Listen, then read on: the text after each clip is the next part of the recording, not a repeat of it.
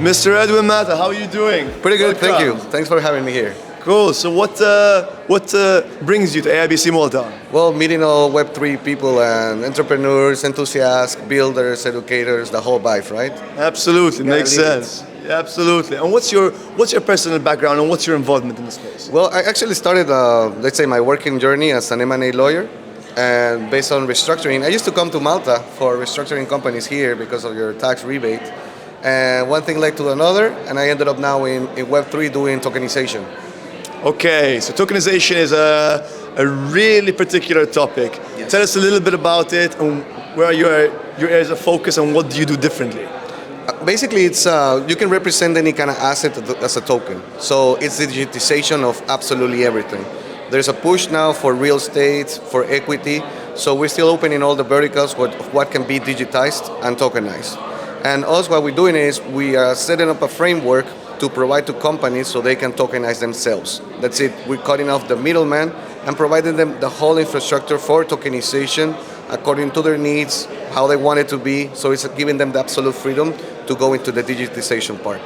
Okay, what does your typical customer look like? Right now, it's a lot of promoters looking into real estate to bring liquidity. But now we also get targeting startups looking to fundraise via the token issuance. Okay, so talk to me about the real estate side. What is the benefit for me as a property owner looking to tokenize my property? I mean, it's an alternative, right? Because what you want to do is you had loans, you can sell shares of a company that owns real estate, so it's kind of like all adapting. But the tokenization is just how lean the process is, how easy it is to change in a secondary market. So it's kind of reducing the barriers for mass adoption in the sense that it's easier to crowdfund because when you issue tokens, the buyer can always have access to it via his MetaMask or whatever wallet they do. So it's kind of like you're optimizing the whole crowdfunding form.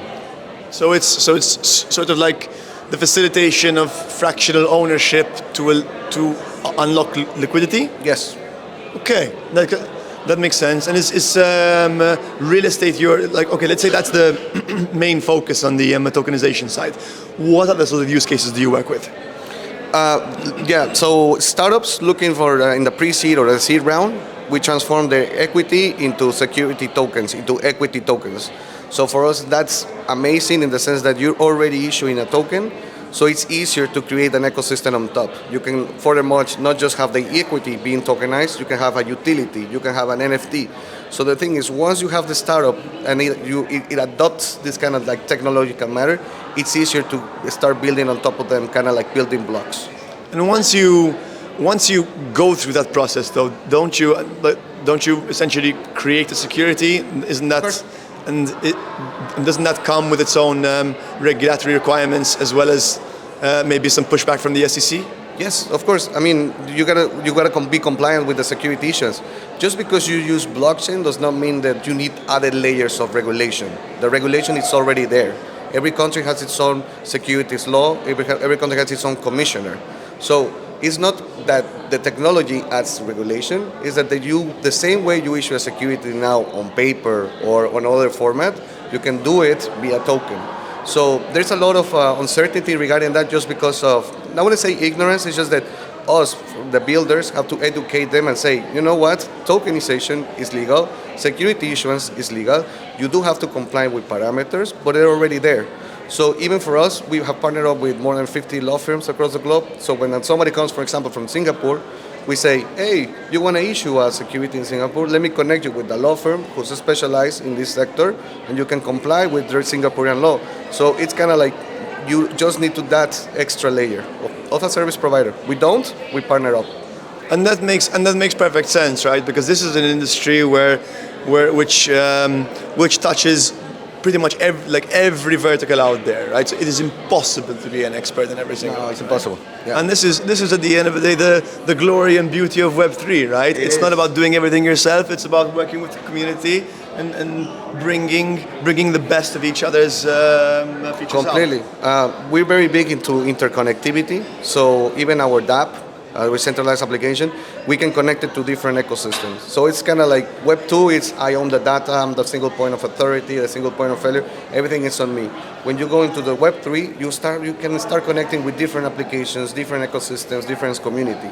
So we are really pushing that, kind of like, don't think Web 2 that you're going to be the sole owner. It's like, how can we amplify your vision and scope just because other players are already there? So that's what we call interconnectivity. Yeah, I think that comes from a few years of experience in the industry, right? Yes. That's not something that you just sort of like click your fingers and make happen. And I think that's something which is kind of unique about your position in Web3, right? And so, what is it about Web3 that excites you? I mean, right now we're building yet, right? I mean, we're not in a mature. When the market is mature, you understand, like all players understand it, right? So right now there's a lot of different feedbacks being provided from builders, from regulators, from creators. It's kind of like everybody's trying to position themselves right now, providing their vision, feedback, and expertise. So right now I see it as a main opportunity. It's still a white canvas. We're all trying to draw, and let's see what we draw together, because this is the only way we survive.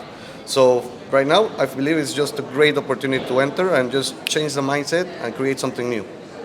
And if you could share one piece of advice for any Web3 professional out there, what would it be? Start. That's it. No bigger advice. You click one keyword, you do one thing at a time, but just start.